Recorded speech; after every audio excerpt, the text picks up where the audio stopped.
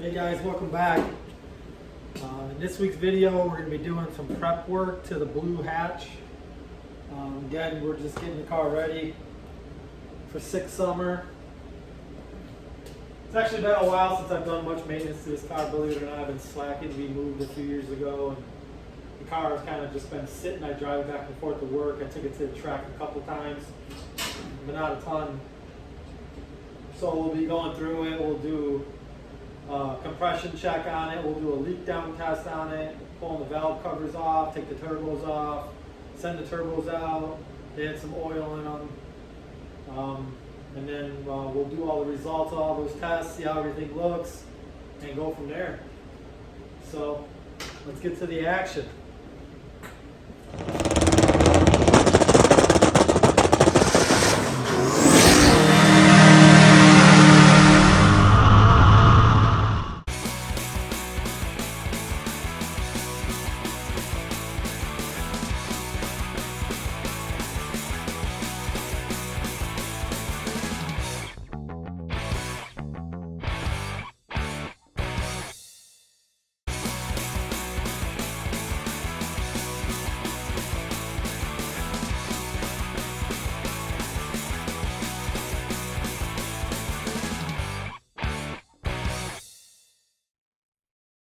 Well guys, there they are. Got them off. Let's see in here. Quite a bit of oil in there.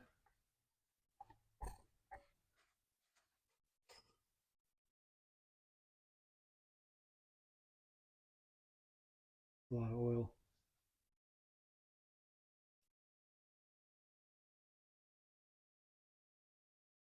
They actually don't have much shaft play. Very little.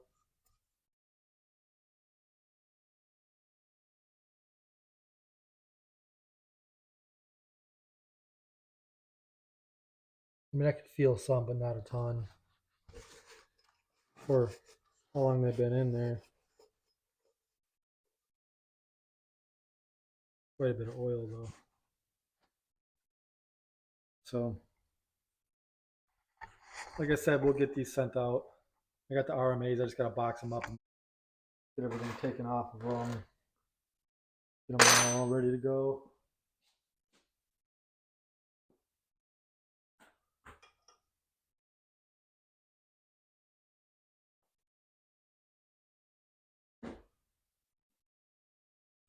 Okay.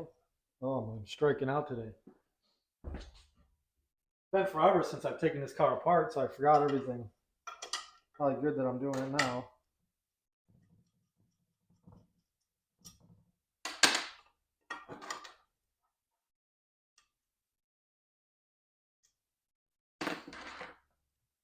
Yeah, I think I might run these turbos just for Sick Summer, and then I think I might sell them. I really want to try a smaller turbo. These are 76, 75 Gen 1s. I'd like to get maybe like a 67 or a 70 ball bearing setup in here. I just feel like with being the StickShift car, they would come on so much faster than these. And these, I mean, they don't lag a ton, but they do have some lag. I can tell. You know, even on the street, like if I just roll into the gas, they have a little bit of a lag. I mean, obviously, if I drop a gear and a fucking clutch a little bit, they come on and they're nutcases. But at the track, when the car is dead hooking, I'm shifting gears, they definitely take a minute to light back up if something happens. And I'd like something that will come on a little faster. I mean, I'm not even at the full potential of these turbos as it is, so I think stepping down isn't going to hurt me at all.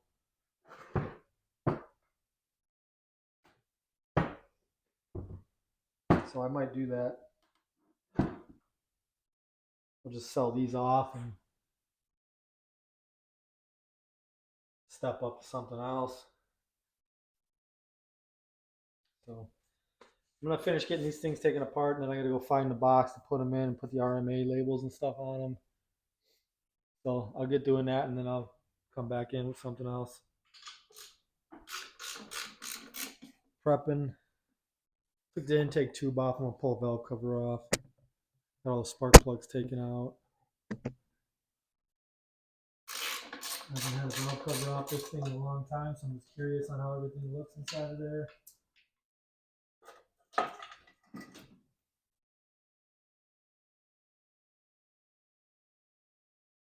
little milky in there, some condensation probably from sitting so much.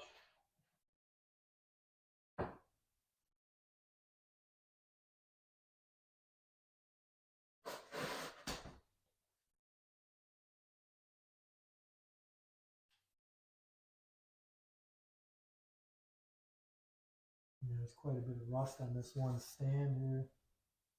You know, weird, it's only the front.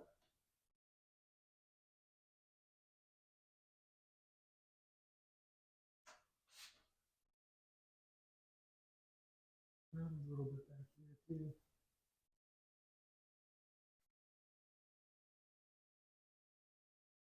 Must be from that Q16 I'm running here. That stuff, oxygenated fuel, probably adds quite a bit of moisture.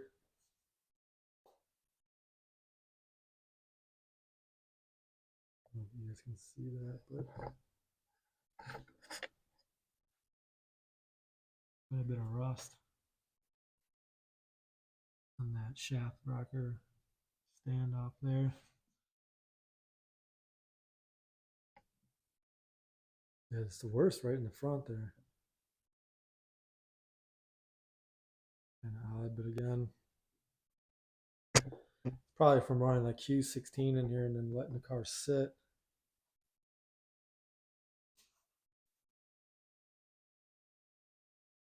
I mean, the oil and everything looked clean, but the valve cover's pretty gunked up.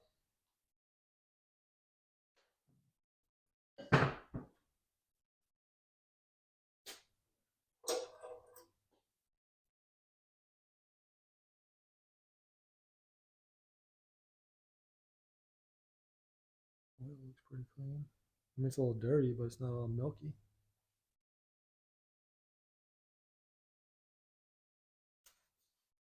I think it's just condensation buildup in the valve cover.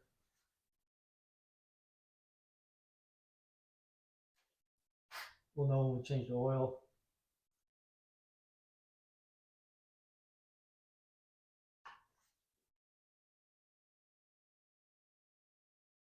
Water looks clean.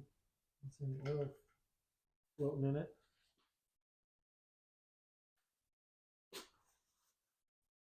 That rust is disappointing on there. That's not crazy. It's pretty rusty.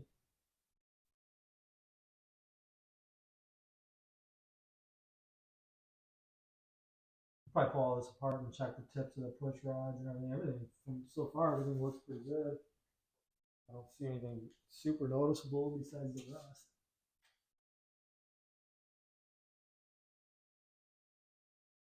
Crazy, I can't believe that rust. Pick those up and polish all that out of there. A little bit down here, but not that back one is about looking the same as the front.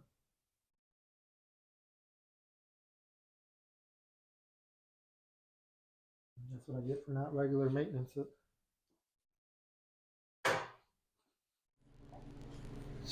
Alrighty guys, so we're tearing it down a little bit more. I did a compression check on it. Everything except for cylinder 3, because cylinder 3 is really hard to get to. I have to pull the header off to do it, which I'm going to do anyways. But you can see that the numbers are all over the place. So next step's going to be to do a leak down test on it. I actually had to order a leak down test. I don't have one yet, so as soon as that comes, it's Tuesday morning now. It's supposed to be here Thursday, so I'll probably do it Thursday after work. I think what I'm going to do, though, is pull this header out of here, so when I get it, I can check all the cylinders. Like I said, number 3 cylinders is pretty hard to get to. Just the way that the header bumps out when I had these headers made. You see right here, it's down in here, so it's really hard to get in there because the tube's in the way.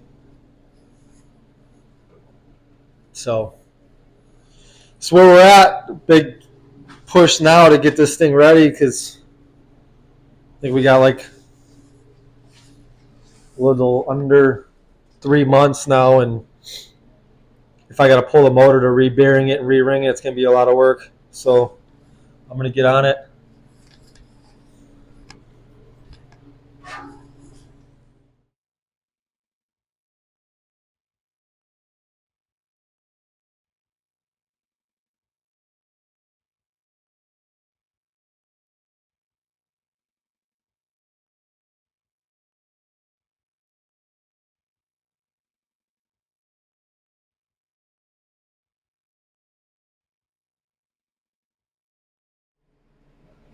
All right, guys, it's Wednesday afternoon.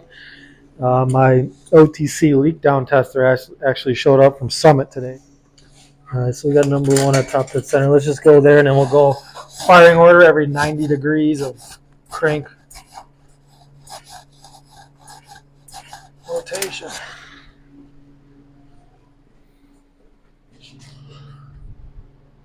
We'll do 75 and see what the percentage of leakage is.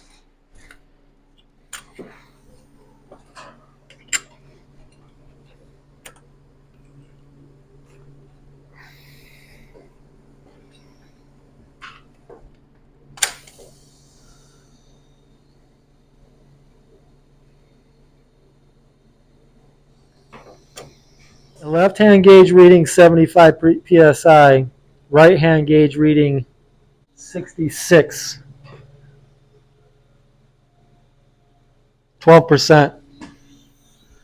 12% leakage. 12%, number one.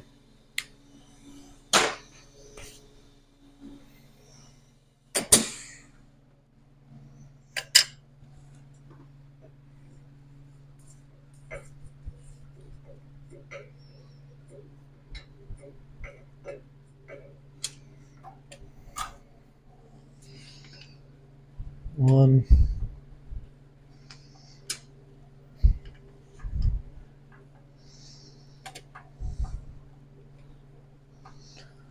Next one's going to be 3. Let's rotate this thing 90 degrees on the balancer. So, 360.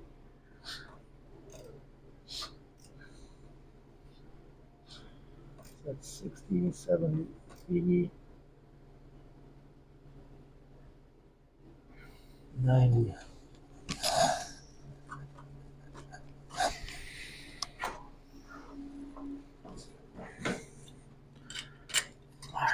Plug this one in.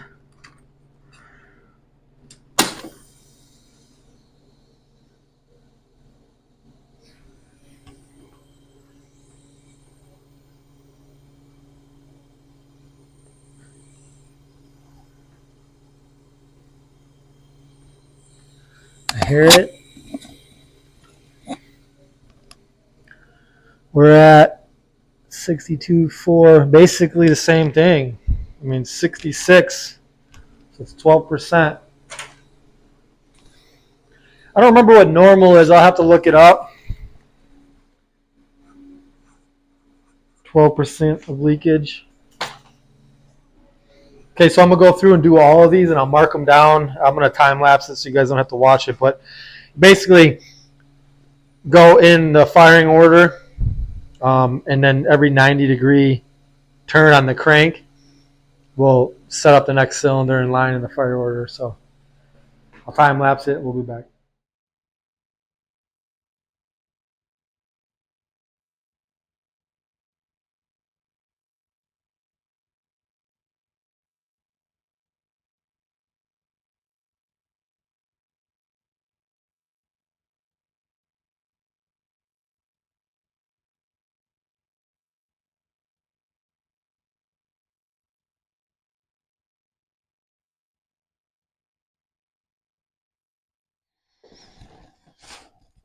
All right, guys, let's go over our numbers here.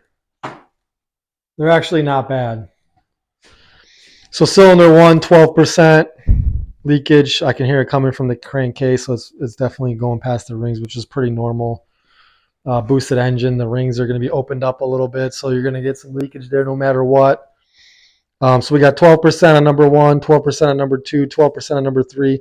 Number 4, for some reason, was a champ and only had 7%. That could be off by a little bit. So, I mean, I think they're close enough. As long as they're within 5 to 10 PSI of each other, maybe even a little bit less, you're good.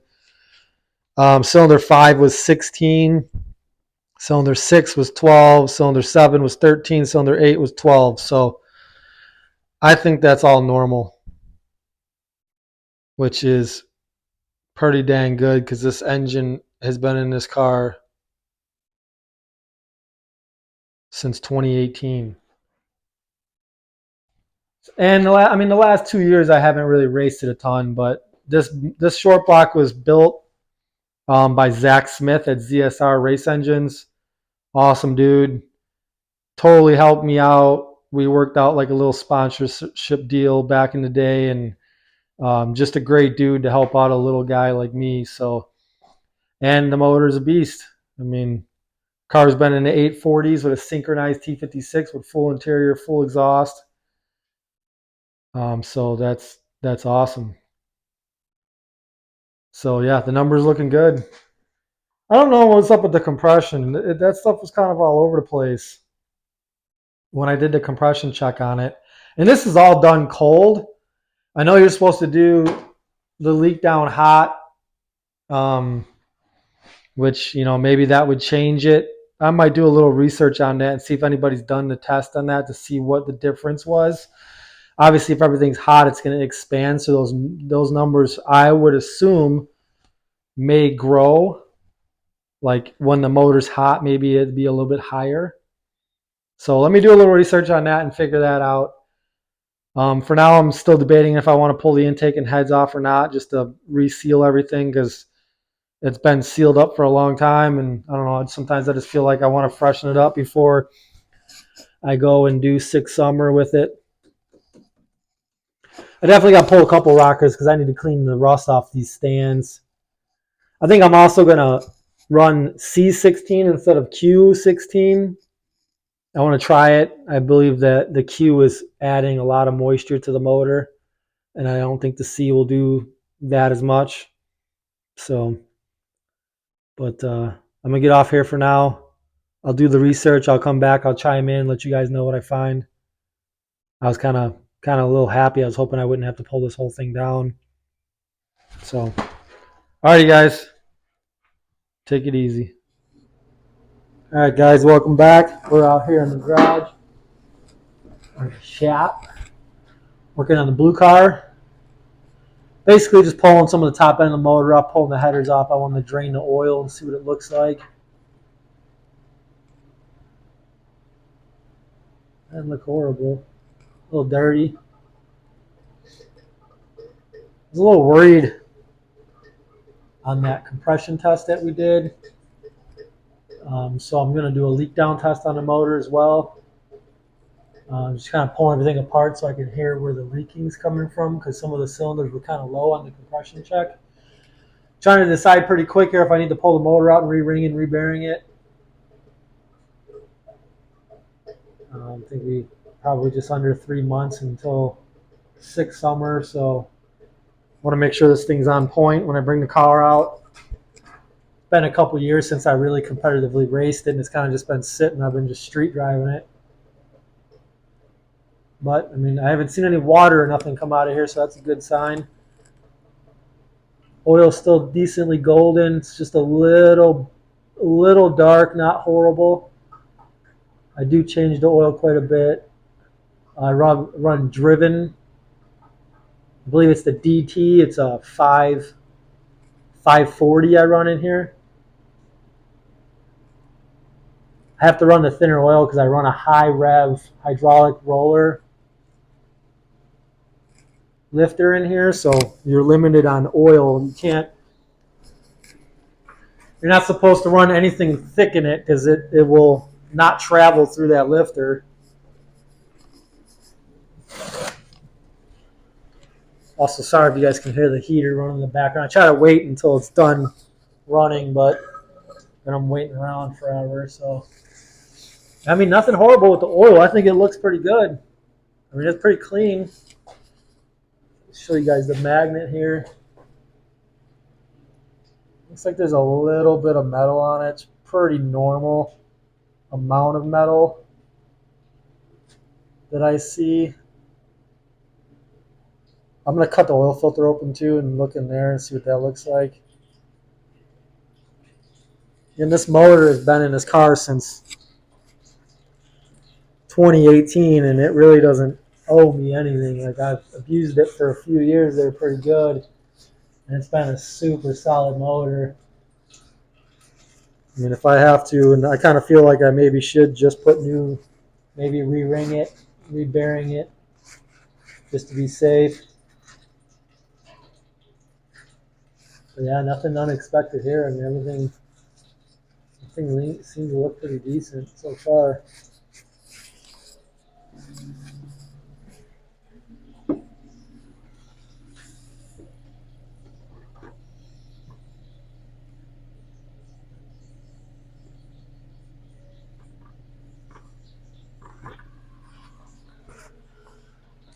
I don't know where my little magnet went, but so another thing I do sometimes is run a magnet up in the oil pan. Get it wiped down pretty good. This one's kind of big, so let's see if it'll fit in there.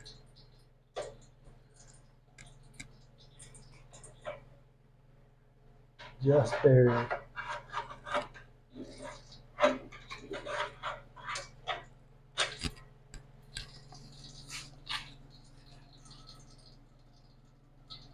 Yeah, nothing but a little bit of grit on the bottom of the pan.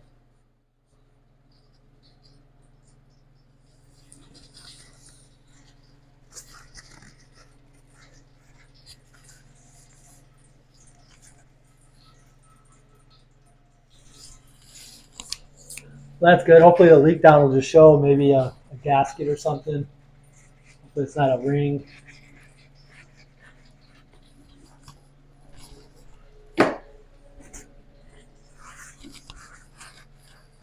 I know a few other people have asked me. Do a little show of underneath the car here. Give me 1 second, I'll move the light. I rigged up these LED lights, kind of basically the same ones I have on the ceiling in here, but I bought some shorter ones. And I just rigged it up on some magnets so I can plug it in and just move it around underneath the car.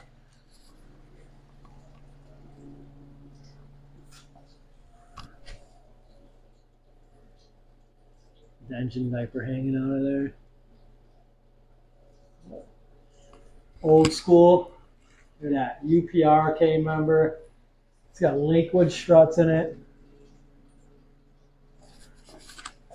This thing, nobody probably believes that, but this thing is old school as you can get. Dual exhaust I built, no mufflers all the way out the back. You got Wolf Racecraft full length through the floor subframe connectors with the kickers going to the rockers, 1/8 inch plate welded on there. The Chrome LE 850 cage sits right on top of there. There's actually another one right above me. Right there. You see the 1/8 inch plate weld with their pinch welds.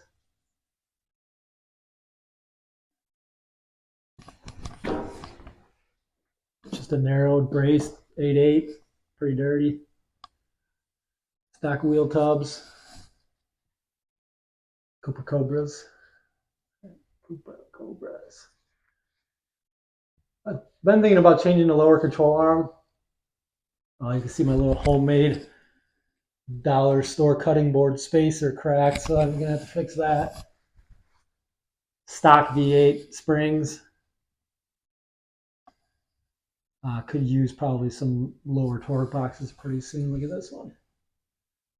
She's dangling down there a little bit. She's a dangler.